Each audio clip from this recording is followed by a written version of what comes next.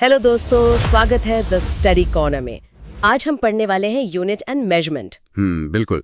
और आज का ये जो अध्ययन सत्र है ना, ये खास तौर पर एसएससी, यूपीएससी, पीसीएस और एनडीए या रेलवे जैसी जो गंभीर प्रतियोगी परीक्षाएं हैं, उनके लिए बहुत उपयोगी होने वाला है। जी सर, एकदम सही कहा आपने। तो सर फिर शुरुआत बिल्कुल बेसिक से ही करते हैं। मतलब जब हम मापन पढ़ते हैं तो सबसे पहले भौतिक राशियां या फिजिकल क्वांटिटीज का नाम आता है। हाँ। तो ये भौतिक राशियां असल में होती क्या है? देखो, भौतिक राशियां पदार्थ के वो गुण हैं जिन्हें हम स्पष्ट रूप से माप सकते हैं, मतलब जिनका हम मापन कर सकें। अच्छा, जैसे कि मान लीजिए लंबाई या लेंथ हो गई, या फिर किसी चीज का द्रव्यमान यानी मास। जी। और इसी तरह क्षेत्रफल यानी एरिया और आयतन यानी वॉल्यूम, इन सबको एक संख्या में मापा जा सकता है। सर इसका मतलब क्या हुआ? क्या हम अपने दैनिक जीवन की हर चीज को माप नहीं सकते? क्या मतलब है तुम्हारा? मतलब जैसे कोई इंसान कितना खुश है या कितना दुखी है, क्या हम उसे भी माप सकते हैं? ये बहुत ही दिलचस्प सवाल है। देखो, जो राशियां मापी नहीं जा सकती ना, उन्हें हम अभौतिक राशियां या नॉन फिजिकल कहते हैं। ओह, यानी जिनका कोई पैमाना नहीं होता। बिल्कुल। जीवन की घटनाएं ले लो, जैसे दुख हो गया या खुशी हो गई। ये भौतिक राशियां नहीं है, क्योंकि कोई इंसान 2 किलो खुश तो नहीं हो सकता ना। हाँ, ये तो है। तो सर फिर जो भौतिक राशियां हैं जिन्हें हम माप सकते हैं, उन्हें दर्शाते कैसे हैं? इसके लिए विज्ञान में एक सीधा सा सूत्र होता है। वो सूत्र है Q = N × U। Q = N × U। हाँ, यहाँ जो Q है उसका मतलब वही भौतिक राशि या फिजिकल क्वांटिटी है जिसे हम माप रहे हैं। ठीक है। और जो N है वो हमारा परिमाण है, जिसे हम नंबर या मैग्नीट्यूड कहते हैं। और अंत में जो U है वो उसका मात्रक या यूनिट है। सर इसे याद कैसे रखें? मतलब क्या हम इसे समय के उदाहरण से समझ सकते हैं? जैसे मान लीजिए 3600 सेकेंड। हाँ बिल्कुल, बहुत अच्छा उदाहरण है। इस 3600 सेकेंड में जो 3600 है ना, वो आपकी संख्या है यानी नंबर है, और जो सेकेंड है वो आपका मात्रक या यूनिट है।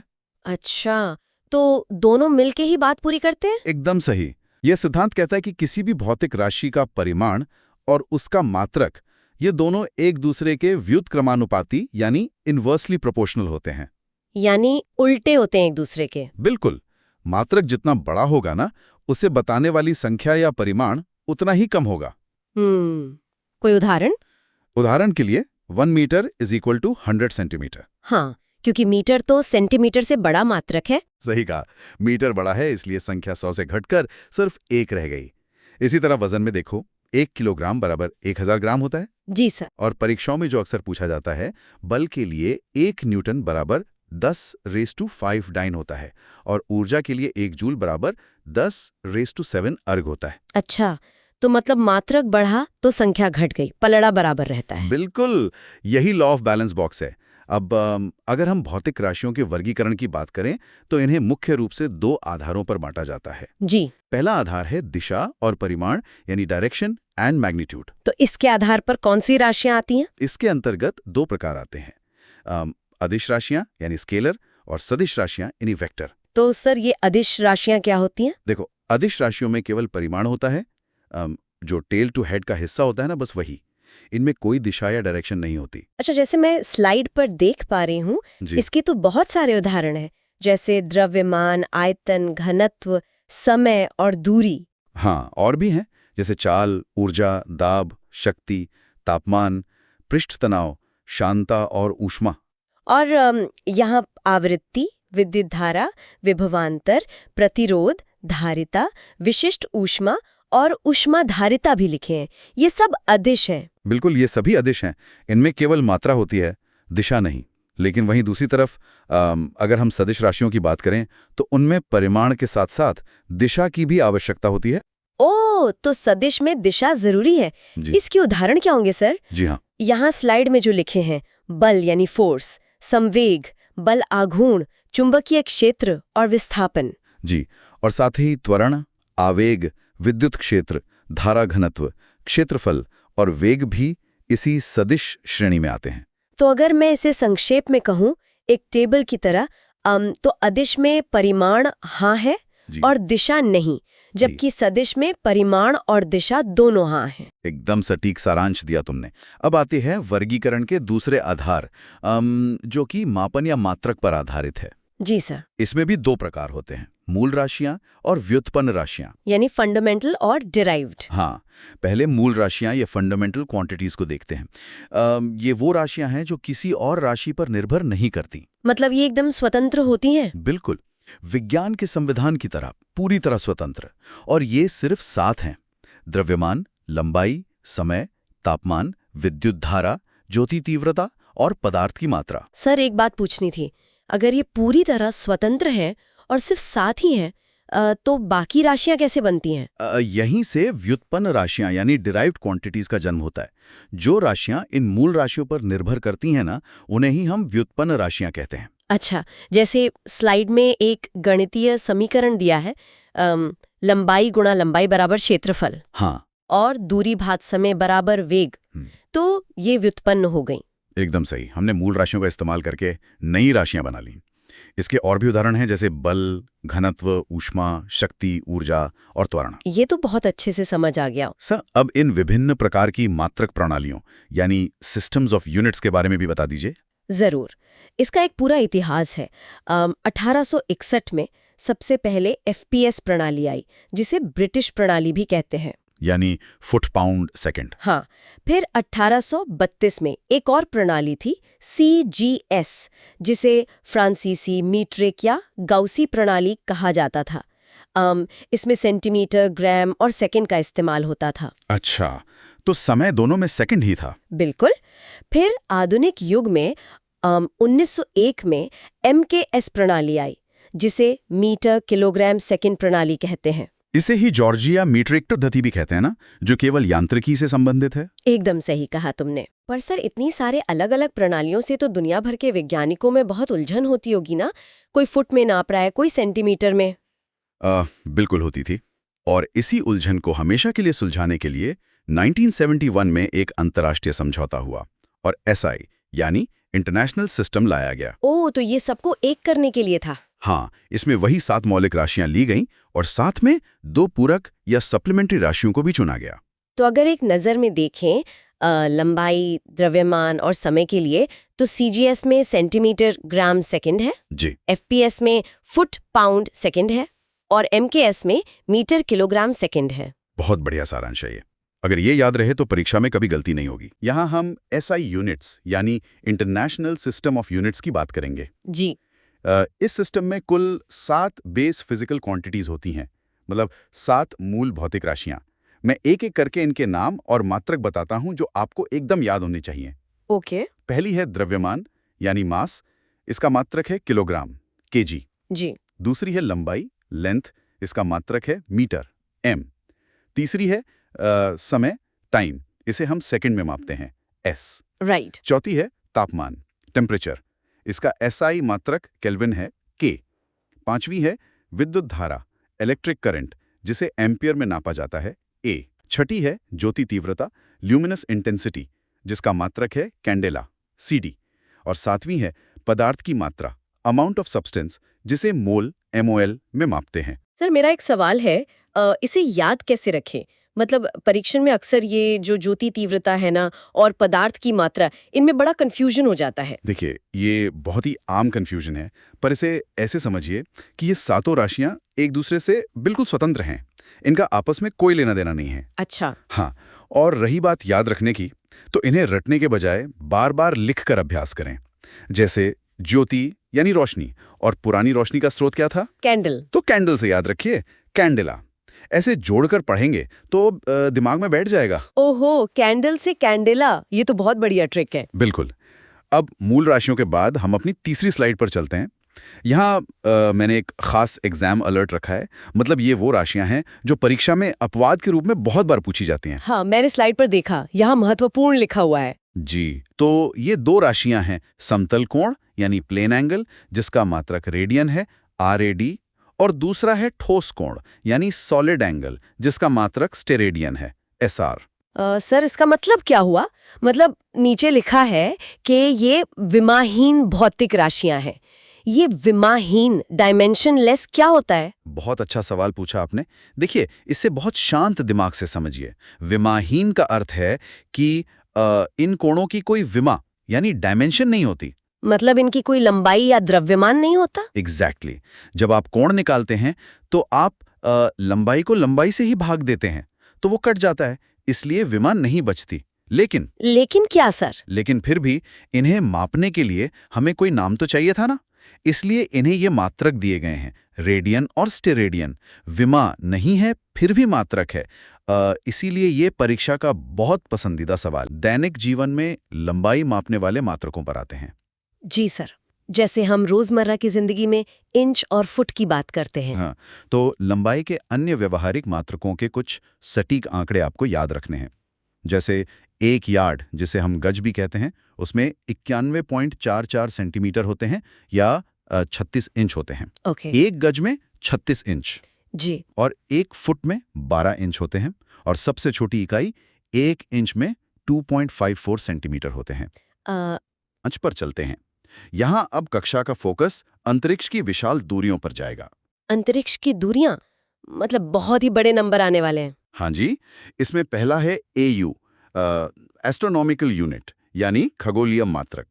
ये बेसिकली पृथ्वी के केंद्र से सूर्य के केंद्र की औसत दूरी है। ओके, और इसका मान कितना होता है सर? 1 AU बराबर होता है 1.496 गुणा 10⁻11 मीटर। बाप रे, ये तो बहुत बड़ी संख्या है। जी, और दूसरा मात्रक है लाइट ईयर, यानी प्रकाश वर्ष। ये निर्वात में, मतलब वैक्यूम में, प्रकाश द्वारा 1 साल में चली गई दूरी है। 1 प्रकाश वर्ष बराबर होता है 9.46 गुणा 10⁻15 मीटर। सर, यहाँ मुझे एक डाउट है।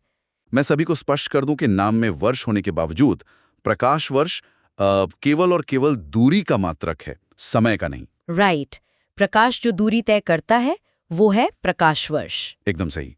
अब स्लाइड 6 पर आते हैं। सवाल ये है कि प्रकाश वर्ष से भी बड़ी दूरी मापने के लिए हम क्या उपयोग करते हैं? उससे भी बड़ा कुछ होता है? बिल्कुल, उसे कहते हैं पारसेक, PARSEC। ध्यान रखें, पारसेक दूरी मापने का सबसे बड़ा मात्रक है। ओके। इसके आंकड़े कुछ ऐसे हैं। 1 पारसेक बराबर होता है 3.08 गुणा 10⁻16 मीटर। अगर AU में देखें तो 2,06,265 AU, और प्रकाश वर्ष में देखें तो 3.26 लाइट ईयर्स। अच्छा, तो मतलब अगर परीक्षा में ये सवाल आए कि दूरी का सबसे बड़ा मात्रक कौन सा है, तो हमें बिना सोचे पारसेक पे टिक करना है। बिल्कुल सही। अब स्लाइड 7 पर हम एक साथ सूक्ष्मतम से विशालकाय तक विभिन्न भौतिक राशियां देखेंगे, मतलब छोटी से बड़ी हर चीज। मैं बिना भटकाव के सारा डेटा बताता हूं। जी सर, मैं ध्यान से सुन रही हूँ। पहले छोटी दूरी। 1 माइक्रोन होता है 10⁻⁻6 मीटर। 1 एंगस्ट्रॉम होता है 10⁻⁻10 मीटर। ओके। 1 फर्मी होता है 10⁻⁻15 मीटर। और एक एक्सरे यूनिट होती है 10⁻⁻13 मीटर। ये तो हो गई बहुत ही छोटी दूरियां जो हम आंखों से देख भी नहीं सकते। बिल्कुल। अब बड़ी दूरी पर आते हैं। 1 मील में 1.6 किलोमीटर होते हैं, यानी 1760 गज या 5280 फीट। और समुद्र में नापने के लिए 1 नॉटिकल मील होता है 1.852 किलोमीटर्स। अच्छा, समुद्र वाली दूरी नॉटिकल मील में नापते हैं। जी। अब द्रव्यमान यानी मास की बात करें तो भारी वजन के लिए 1 टन होता है 1000 किलो, और 1 क्विंटल होता है 100 किलो। जी। और बहुत छोटे वजन के लिए 1 AMU होता है 1.67 गुणा 10⁻⁻27 kg, और हाँ, 1 पाउंड होता है 453.6 ग्राम। राइट। अंत में आयतन यानी वॉल्यूम की बात करें तो 1 क्यूबिक मीटर में 1000 लीटर होते हैं। 1 बैरल में 159 लीटर होते हैं। 1 US गैलन 3.785 लीटर का होता है, और UK गैलन 4.546 लीटर का। सर, 1 मिनट, ये जो परीक्षा में बैरल शब्द है ना, हाँ। ये अक्सर आता है। इसका व्यवहारिक उपयोग क्या है? मतलब हम इसे कहाँ देखते हैं? बहुत ही प्रासंगिक सवाल है। देखिए, अंतर्राष्ट्रीय स्तर पर जो कच्चे तेल का व्यापार होता है ना, क्रूड ऑयल का। हाँ, न्यूज में आता है कच्चे तेल के दाम। बिल्कुल, वो हमेशा बैरल में ही मापा जाता है। इसलिए ये अर्थशास्त्र और विज्ञान दोनों के नजरिए से जरूरी है। अच्छा, तो 159 लीटर्स का 1 बैरल होता है कच्चे तेल का। बहुत इंटरेस्टिंग है। हमारी 8वीं स्लाइड पर चलते हैं। हमने इतने बड़े और छोटे नंबर देखे। 10⁻24 से लेकर 10⁻−24 तक। हाँ अब इन्हें बार बार लिखना तो मुश्किल है। हाँ, इतने सारे जीरो कौन लगाएगा बार बार। इसीलिए विज्ञान ने SI प्रीफिक्सेस यानी उपसर्ग बनाए हैं। इसे हम परिमाण का संतुलन कह सकते हैं। जैसे तराजू के दो पल्ले होते ना, एक तरफ बड़े मान और एक तरफ छोटे मान। जी सर। मैं तेजी से पूरी सूची पढ़ता हूँ। बड़े मानों के लिए हम इस्तेमाल करते हैं योटा यानी 10 की घात 24, फिर जेटा, एक्सा, पेटा, टेरा, गीगा, मेगा, किलो, हेक्टो और डेका। ओके। और छोटे मानों के लिए यानी माइनस घातों के लिए डेसी, सेंटी, मिली, माइक्रो, नैनो, पिको, फेम्टो, अटो, जेप्टो और योक्टो, जो 10 की घात -24 है। 10 पर आते हैं, जो है विमीय सूत्र, डायमेंशनल फॉर्मूला। मात्रकों को हल करने के बाद भौतिकी में इन्हें दर्शाने का ये सबसे वैज्ञानिक तरीका है। जी, इसे कैसे लिखते हैं सर? अब किसी भी मात्रक की विमा लिखने के लिए इसे हमेशा स्क्वायर ब्रैकेट यानी वर्ग ब्रैकेट में लिखा जाता है। इसके 3 मुख्य स्तंभ है। ओके। द्रव्यमान के लिए हम लिखते हैं ब्रैकेट में कैपिटल M, लंबाई के लिए ब्रैकेट में कैपिटल L और समय के लिए लिखते हैं ब्रैकेट में कैपिटल T। तो M, L और T। जी, उदाहरण के लिए अगर हमें बल का विमीय सूत्र यानी डायमेंशनल फॉर्मूला ऑफ फोर्स लिखना है तो वो होगा ब्रैकेट के अंदर m की घात 1, L की घात 1 और T की घात -2। तो इसका मतलब सर, जो हमने शुरुआत में 7 मूल राशियां पढ़ी थी, ये कॉन्सेप्ट अब पूरी तरह से साफ हो गया है। अच्छा, कैसे? क्योंकि अब दिख रहा है कि कैसे उन्हीं मूल राशियों जैसे द्रव्यमान और लंबाई से बाकी सभी भौतिक राशियों के सूत्र बन रहे हैं, जैसे आपने बल का सूत्र बनाया। बहुत खूब, आपने बिल्कुल सही निष्कर्ष निकाला है। जो हमारी स्रोत सामग्री है उसमें एक बहुत ही महत्वपूर्ण बिंदु है। जी बताइए। उसमें लिखा है कि किसी भी भौतिक राशि की विमाएं इस बात पर निर्भर नहीं करती कि मात्रकों की पद्धति कौन सी है। मतलब चाहे SI हो या CGS। मैम, इसका मतलब क्या हुआ? इसे एक बहुत ही सरल उदाहरण से समझिए। मान लीजिए आपके सामने एक मेज है। जी। अब आप उसकी लंबाई को मीटर में नापें, जो कि SI पद्धति है, या फिर सेंटीमीटर में नापें, जो CGS पद्धति है। अच्छा। मेज की जो भौतिक सच्चाई है, यानी उसकी जो असली लंबाई है, क्या वो बदल जाएगी? नहीं, मेज तो उतनी ही बड़ी रहेगी। बिल्कुल। भौतिकी में इसी मूल सच्चाई को विमा कहते हैं, जिसे हम L से दर्शाते हैं। तो प्रकृति को मीटर या सेंटीमीटर से कोई मतलब नहीं है, उसे सिर्फ L यानी लंबाई से मतलब है। अरे वाह, ये तो बहुत ही शानदार लॉजिक है। प्रकृति बनाम इंसान का बनाया हुआ पैमाना। जी, विमाएं हमें उस राशि का मूल स्वभाव बताती हैं। लिखा है कि शुद्ध आंकिक संख्याएं और समान राशियों के अनुपात हमेशा विमाहीन होते हैं, मतलब उनकी कोई विमा नहीं होती। हाँ, ये बिल्कुल सही है। तो मेरा सवाल ये है कि अगर कोई चीज विमाहीन है तो क्या उसका मतलब ये भी है कि वो मात्रकहीन होगी, मतलब उसका कोई मात्रक भी नहीं होगा? यहाँ जो बात सबसे आकर्षक है वो ये है कि ऐसा हमेशा नहीं होता। बहुत बड़ा अपवाद है। अपवाद? वो कैसे? इसका सबसे अच्छा उदाहरण है कोण यानी एंगल। अच्छा, कोण। हाँ, जब हम गणित में कोण निकालते हैं तो उसका सूत्र क्या होता है? हाँ। चाप बटे त्रिज्या, है ना? जी, आर्क अपॉन रेडियस। अब देखिए, चाप भी एक तरह की लंबाई है यानी L, हाँ। और त्रिज्या भी एक लंबाई है, वो भी L। तो मतलब L बटे L। बिल्कुल। जब आप लंबाई को लंबाई से भाग देते हैं तो L से L कट जाता है। तो विमेय रूप से वहां कुछ नहीं बचा, वो विमाहीन हो गया। एकदम सही। लेकिन क्या हम कोण को बिना मात्रक के छोड़ सकते हैं? हमें ये तो बताना होगा ना कि कोई चीज कितनी घूमी है। हाँ, बिल्कुल बताना होगा। इसलिए हमने उसे एक मात्रक दे दिया, रेडियन। ओह, तो कोण विमाहीन है लेकिन मात्रकहीन नहीं है। जी, यह भौतिकी के संविधान का एक बेहद दिलचस्प नियम है और परीक्षाओं में अक्सर पूछा जाता है। इसे अच्छे से याद रखिएगा। सबसे पहले एक L ब्लॉक लीजिए। जी। ये आपकी लंबाई हो गई। ठीक है। अब इसमें एक और L ब्लॉक जोड़ लीजिए, गुणा कर दीजिए, तो क्या बना? L का स्क्वायर मतलब क्षेत्रफल। एकदम सही। अब एक तीसरा L ब्लॉक जोड़ेंगे तो आयतन बन जाएगा, L क्यूब। बिल्कुल। और अब अगर हम इस आयतन के अंदर द्रव्यमान यानी M भर दें तो वो घनत्व बन जाएगा। अच्छा, तो घनत्व का सूत्र होगा द्रव्यमान बटे आयतन। जी, यानी M बटे L क्यूब।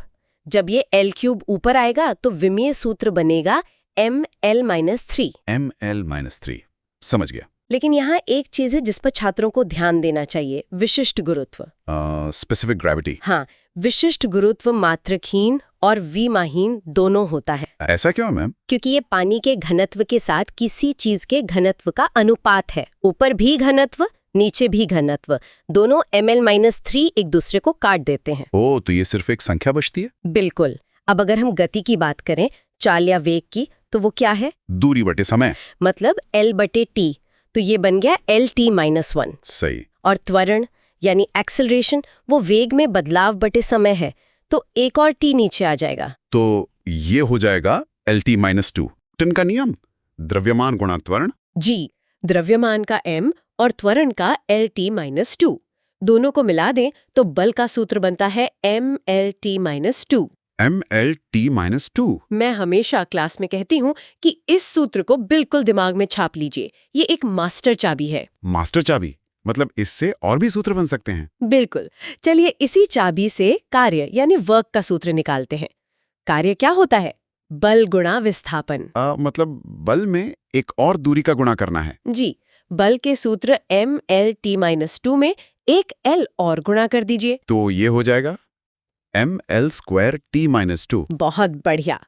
और यहाँ सबसे बड़ी बात समझिए, जो विमा कार्य की है वही दुनिया की सभी प्रकार की ऊर्जाओं की भी होती है। सभी ऊर्जाओं की, चाहे वो गतिज ऊर्जा हो या स्थितिज ऊर्जा। हाँ, कोई भी ऊर्जा हो, सबका विमीय सूत्र समान होता है mL²T-2, क्योंकि कार्य और ऊर्जा एक ही सिक्के के दो पहलू हैं। अरे वाह, मतलब अलग अलग रटने की जरूरत ही नहीं है। बिल्कुल नहीं, समझकर पढ़ेंगे तो रटने की जरूरत कभी नहीं पड़ेगी। जी मैम, लेकिन अभी तक हमने जो भी लेगो ब्लॉक्स जोड़े हैं वो सीधी रेखा में चलने वाली चीजों के लिए थे। जी, लेकिन जब चीजें घूमने लगती हैं, मतलब रोटेशनल मोशन होता है, तो भौतिकी का ये संविधान कैसे बदलता है? बहुत अच्छा सवाल है। नियम बदलते नहीं हैं, बस उनका रूप बदल जाता है। अच्छा, वो कैसे?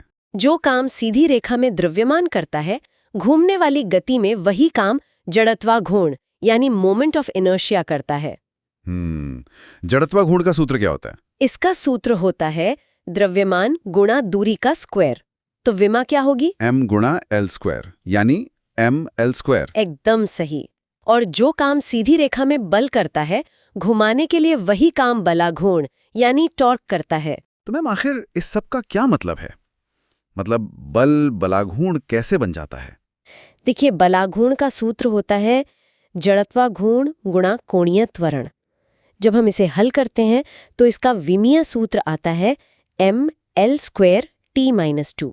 एक सेकंड, mL²T-2, ये तो अभी हमने कार्य और ऊर्जा के लिए निकाला था। जी बिल्कुल। तो क्या कार्य और बलाघूर्ण एक ही चीज है? दोनों की विमाएं तो एक जैसी हैं। नहीं, वे एक चीज नहीं है। भले ही उनके नाम बदल गए हों, विमीय सूत्रों की वंशावली वही रहती है, लेकिन दोनों का स्वभाव अलग है। स्वभाव अलग है मतलब? कार्य एक अदिश राशि है, उसमें दिशा नहीं होती, जबकि बलाघूर्ण एक सदिश राशि है, उसमें घुमाने की दिशा महत्वपूर्ण होती है। अच्छा, तो विमीय परिवार एक ही है लेकिन काम अलग अलग है। बिल्कुल सही पकड़े आप। यह समानता परीक्षाओं में बहुत बार पूछी जाती है। ये तो बहुत ही काम की चीज है।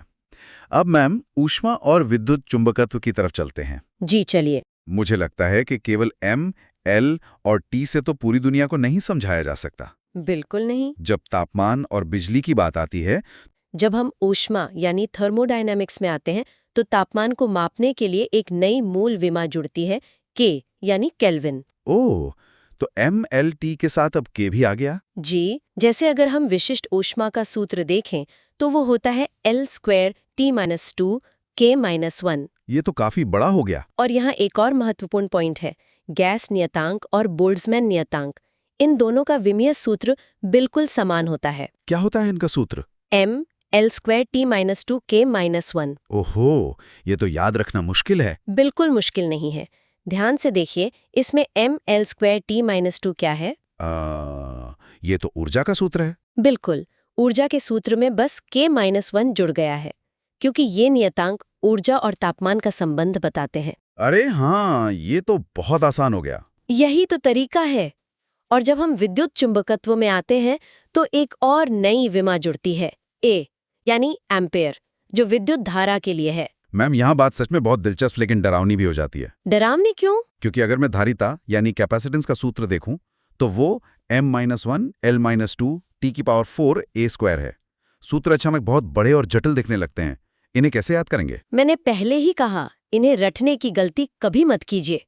परीक्षा में आपको बस मूल बातें याद रखनी है और आप कोई भी सूत्र खुद बना सकते हैं। अच्छा, खुद बना सकते हैं, कैसे? चलिए, हम वोल्टेज यानी विभवांतर का सूत्र बनाते हैं। आपको कार्य का सूत्र याद है? हाँ, mL² t-2। बहुत बढ़िया। अब आवेश यानी चार्ज क्या होता है? विद्युत धारा गुणा समय। मतलब A गुणा T यानी AT? बिल्कुल। अब देखिए, वोल्टेज होता है किया गया कार्य बटे आवेश, अच्छा, मतलब कार्य को आवेश से भाग देना है। जी। जो mL² t-2 को AT से भाग दे दीजिए। तो जो नीचे T है वो ऊपर जाकर माइनस हो जाएगा। बिल्कुल। तो T की पावर -2 और -1 T-3 बन जाएगा। एकदम सही। और A का क्या होगा? A ऊपर जाएगा तो A-1 बन जाएगा। तो पूरा सूत्र बना mL² t-3 A-1। देखिए, आपने खुद ही वोल्टेज का सूत्र निकाल लिया। अब इसमें कुछ रटने जैसा था क्या? बिल्कुल नहीं मैम, ये तो सच में जादू की तरह काम करता है। अगर हमें ये आ गया तो हम प्रतिरोध भी आसानी से निकाल लेंगे। बिल्कुल, ओम के नियम से V = IR। आप वोल्टेज को धारा यानी A से भाग दे दीजिए, प्रतिरोध आ जाएगा। ये लॉजिक बहुत ही शानदार है। मतलब अगर हम कार्य और आवेश की मूल विमाओं को याद रखें तो हम सब कुछ निकाल सकते हैं। यही मेरा पॉइंट है।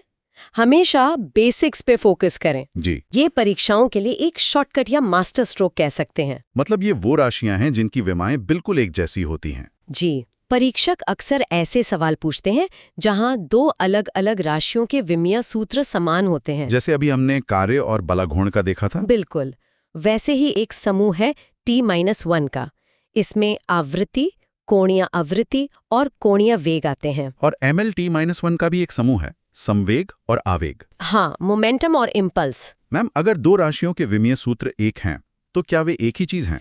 नहीं, हमने पहले भी बात की थी। अगर हम इसे बड़ी तस्वीर से जोड़कर देखें तो विमाओं का समान होना ये नहीं दर्शाता कि राशियां एक ही हैं। तो फिर ये क्या दर्शाता है? ये दर्शाता है कि वे भौतिकी के समान मूलभूत नियमों से बंधी हैं, जैसे दाब, प्रतिबल और यंग प्रत्यास्थता गुणांक। हाँ, इन सब का सूत्र mL-1 T-2 होता है। जी, क्योंकि ये सभी मूल रूप से एक निश्चित क्षेत्रफल पर लगने वाले बल की बात करते हैं। बल बटे क्षेत्रफल। इसलिए इनका विमीय सूत्र एक है। अब लॉजिक पूरी तरह से क्लियर हो गया। ये क्विक रिकॉल के लिए बहुत काम आएगा। बिल्कुल, परीक्षा में ये समय बचाता है। लेकिन मैम, जिस तरह हर नियम के कुछ अपवाद होते हैं, वैसे ही विमाओं के सख्त कानून से भी कुछ राशियां पूरी तरह मुक्त हैं। जी, हमने शुरुआत में कोण की बात की थी। हाँ। इसके अलावा स्रोत में विकृति, अपवर्तनांक और आपेक्षिक घनत्व भी दिए गए हैं। विकृति यानी स्ट्रेन, इसे विमाओं के कानून से मुक्त क्यों रखा गया है? देखिए, विकृति का मतलब क्या है? जब आप किसी वस्तु पर बल लगाते हैं तो उसके आकार में जो बदलाव आता है और जो उसका प्रारंभिक आकार था उसका अनुपात। मतलब लंबाई में बदलाव बटे मूल लंबाई। एकदम सही। तो ऊपर भी लंबाई यानी L, नीचे भी लंबाई यानी L। तो L से L कट गया। जी, तो यह उन समान राशियों का अनुपात है जो एक दूसरे को काट देते हैं, इसलिए यह विमाहीन हो जाती है। अच्छा, और अपवर्तनांक में भी प्रकाश की चाल बटे प्रकाश की चाल होती है। बिल्कुल, चाल से चाल कट गई। जो भी राशि समान चीजों का अनुपात होगी वो विमाहीन होगी। ये बहुत ही स्पष्ट है। तो मैम, अगर हम इस पूरे मास्टर ब्लूप्रिंट का सार निकालें तो सार यही है कि केंद्र में M, L, T, A और K बैठे हैं और यही 5 मिलकर यांत्रिकी, ऊष्मा और विद्युत को नियंत्रित करते हैं। हाँ। पूरी भौतिकी केवल कुछ मूल राशियों का ही विस्तार है। ये व्युत्पन्न राशियां यानी डिराइव्ड क्वांटिटीज बस इन्हीं मूल ब्लॉक से बनी है। ये सोचना ही अपने आप में कितना अद्भुत है। हमने ब्रह्मांड की हर मापी जा सकने वाली चीज को इन कुछ बुनियादी विमाओं में समेट दिया है। जी, यही विज्ञान की खूबसूरती है। तो दोस्तों, आज की इस गहन चर्चा को हम यहीं विराम देते हैं। अगर आपको ये चर्चा अच्छी लगे तो लाइक, शेयर और सब्सक्राइब करें और अपने दोस्तों को भी सब्सक्राइब कराएं। धन्यवाद।